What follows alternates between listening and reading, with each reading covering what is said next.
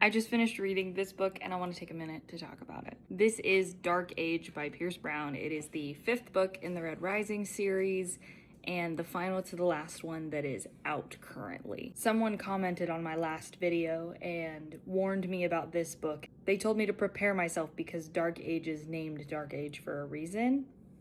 Accurate. The last book gives you a lot of change of perspective and you start to follow different storylines than the original trilogy. And at first, I didn't love that. But once you get into book 5, once you get into Dark Age, you really start to adjust to the new style. It starts to feel really natural. My only piece of advice is to pay close attention because just like the last book, there's multiple POVs and the storylines start to cross and converge throughout the book. There were a couple of POVs in this book that I didn't love as much as the others, but I think that's kind of to be expected.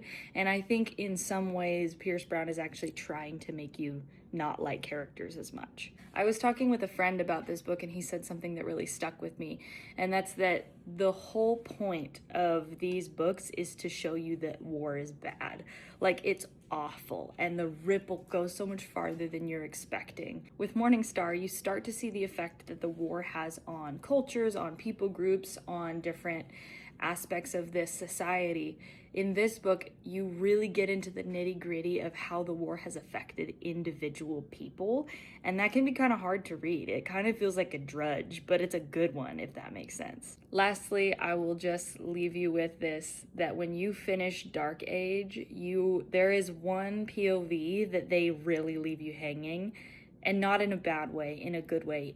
Pierce Brown does it. You can tell it's done intentionally, where the entire book you're just going, oh man, when is it going to get back to that POV? When is it going to get back to that POV? Are they okay? What happened? And you get to the end of it and it just leaves you on a cliffhanger ready for the next book. So I'm really hoping that Lightbringer, the one I'm reading right now, doesn't end that way, because I don't know how I'm going to handle waiting that long for the next book for Red God to come out.